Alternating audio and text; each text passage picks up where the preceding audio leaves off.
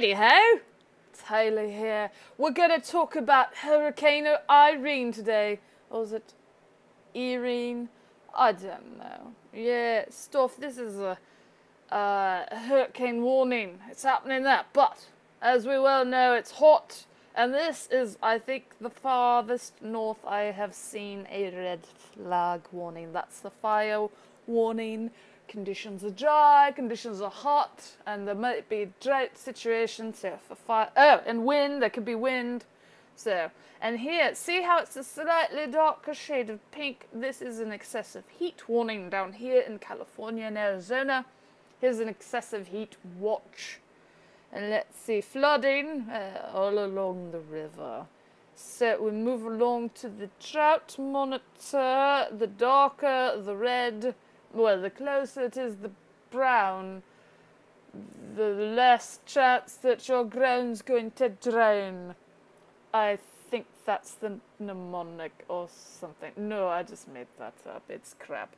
Anyway, so that is that, so that we can show the 5-day who's gonna get some rain forecast. So again, not really in Texas. Oh, have to actually have it on there. See, so this area is droughted and there's nothing. But hey, look, there's a hurricane coming. So those people are gonna get inland flooding probably. Fun. Here is the who's flooded from rivers and stuff from like the winter where we had all ice melting and stuff and overflowing banks and such. Here's the slight risk areas. South Carolina and Georgia. And then up here, Minnesota and South Dakota, Nebraska, maybe, I don't know. Here are the wind probabilities, 15% up there, 15% over there. Here's the hail probability, where it's as high as 15% here, and then there's the enhanced risk, where the hail may be 2 inches larger, or there's a greater probability that the hail will be 2 inches or larger, because of course the hail in any of these areas could be 2 inches larger. Here's the tornado risk, 2% chance there. Here is tomorrow, what moves from Minnesota to Wisconsin and Iowa and Illinois. Here's the percentage map with the 15% and the 5% around it. And here we go with the boring thing in the Eastern Pacific, right? But here's the big news. There we've got remnants of Harvey, and we now have a Category 1 Hurricane Irene. And I believe as of yesterday, if you looked at the path with me, there were no M's on the map. It's just H's. But now it is an M, and that's a major hurricane, wind speed greater than 110.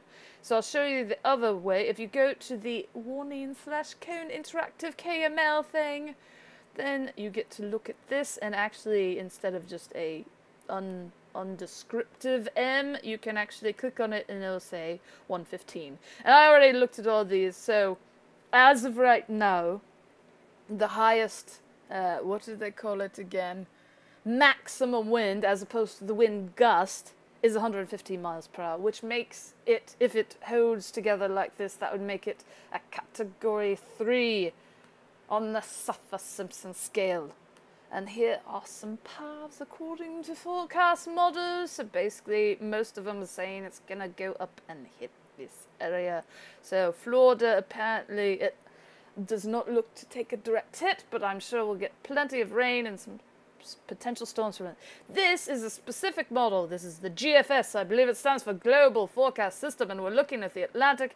This, I believe, is a 7 or an 8 day loop, so we start it. Now, here is Hurricane Irene right now, and I want you to look, see how there's a 1008 millibar, and then watch all the circles and the rings. So that's the precipitation, and look how many rings it's getting. So how many... I guess that indicates it's getting lower and lower pressure towards the center. So, obviously, gonna hit Canada right up there, according to that. And we'll start over again. But I've never seen it in the models with that many rings. So I don't know if that's indicative of a major hurricane or not. Because, obviously, I don't have context. But, yeah, so we can go by hand. We can make it go back in time. Anyway, so if you want to look at that, you can look at it yourself. It's on this mag, NSEP, whatever, something website. Or go to wickedwix.com where it's not as animated. That's wickedwx.com. Have a fun one.